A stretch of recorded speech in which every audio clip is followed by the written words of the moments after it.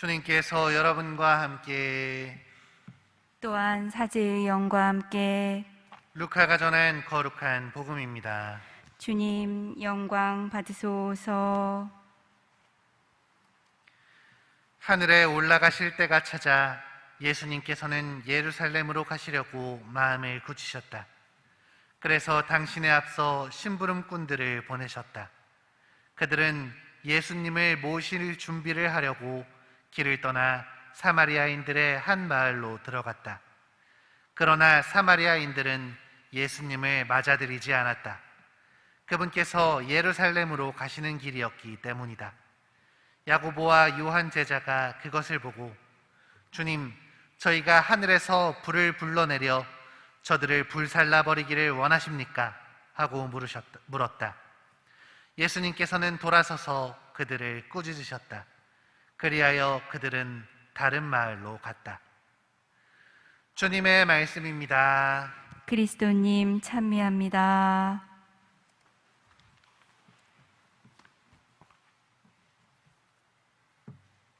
참 예수님, 찬미 예수님. 오늘 복음에서는 예루살렘으로 향하시는 예수님을 맞아들이지 않는 사마리아인들의 모습이 등장합니다. 다들 잘 아시다시피 유다인들과 사마리아인들은 서로 사이가 썩 좋지 않았죠. 어느 정도였냐면 거의 상종도 하지 않을 정도로 거리를 두고 살았습니다. 그래서 요한복음의 말씀을 찾아보면 예수님이 사마리아 여인에게 물 한 잔을 달라고 말씀하시자 그녀가 아주 놀라는 장면이 등장하는 것입니다. 그렇다면 이들은 왜 이렇게 사이가 좋지 않았을까요? 사실 사마리아인들은 유대인들과 같은 뿌리를 가지고 있었습니다.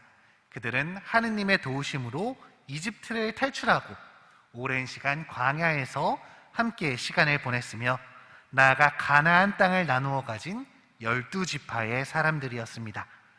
하느님의 백성, 이스라엘 왕국의 백성으로서 이 12지파들은 함께 다윗과 솔로몬 왕을 모셨습니다.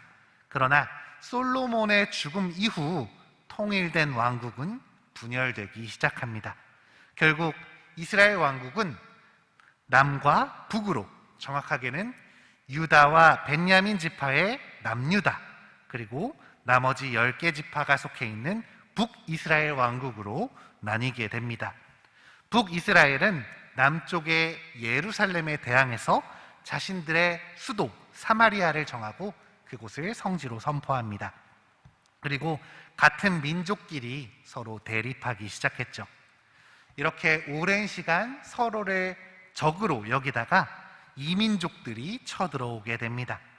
이민족들의 침략에 의해, 아시리아에 의해 북왕국이 먼저 멸망하고, 그리고 바빌론에 의해서 남왕국도 결국 멸망해버리고 맙니다.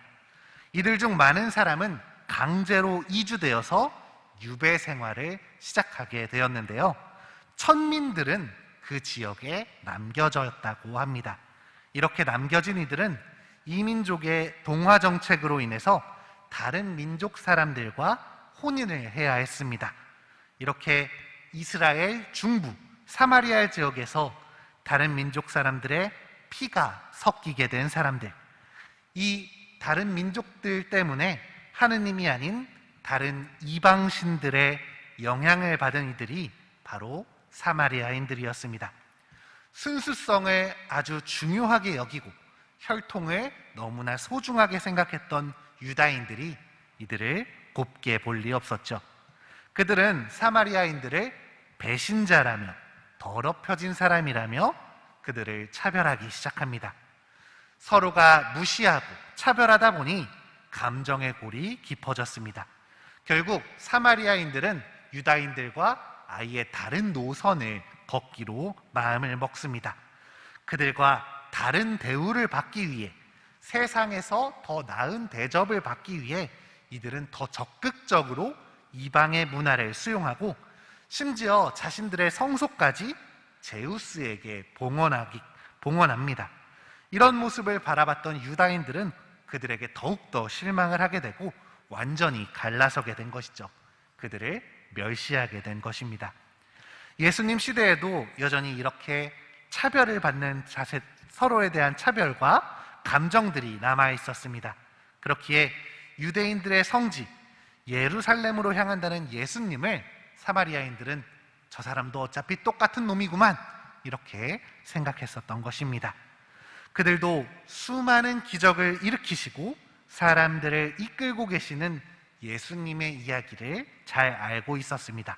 심지어 그분의 길에 앞서서 심부름꾼들이 예수님의 방문을 선포하셨음에도 오랜 갈등과 선입견에 매여 있던 이들은 그분께 마음을 열지 못합니다. 그리고 예수님은 이렇게 준비되지 못한 사람들, 마음이 닫혀 있는 사람들을 따로 혼내시는 것이 아니라 그저 지나쳐 가십니다. 우리도 오늘 복음 속 사마리아인들처럼 비슷한 삶을 살아갈 때가 있습니다. 내가 싫어하는 사람을 마주할 때, 보기만 해도 화가 나는 사람을 떠올릴 때 우리는 감정에 사로잡혀 그들의 생각과 행동들을 곡해합니다. 좋은 일을 했음에도 애써 무시하거나 오히려 여러 가지 이유를 붙여 나쁘게 평가할 때가 종종 있습니다. 이렇게 우리의 마음이 닫혀 있는 순간 우리는 아주 가까이서 내 곁을 지나가시는 예수님을 발견할 수 없습니다. 그분을 잡지 못하고 그분과 함께하지 못하는 것입니다. 해묵은 감정의 파편들, 여러 선입견들을 우리가 내려놓아야만 예수님을 발견하고 그분과 온전히 함께할 수 있는 것이죠. 물론 이런 감정들을 내려놓기가, 그들을 용서하고 받아들이기가 참 쉽지만은 않습니다. 그러나 그마저도 예수님께서 우리를 도와주실 수 있습니다.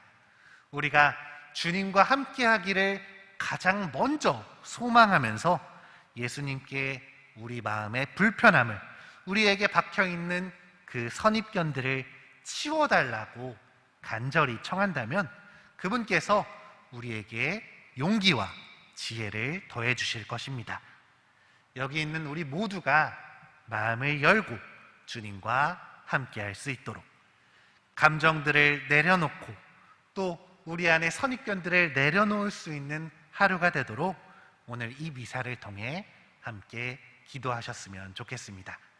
잠시 눈을 감고 주님께 용기와 지혜를 청하는 시간을 갖도록 하겠습니다.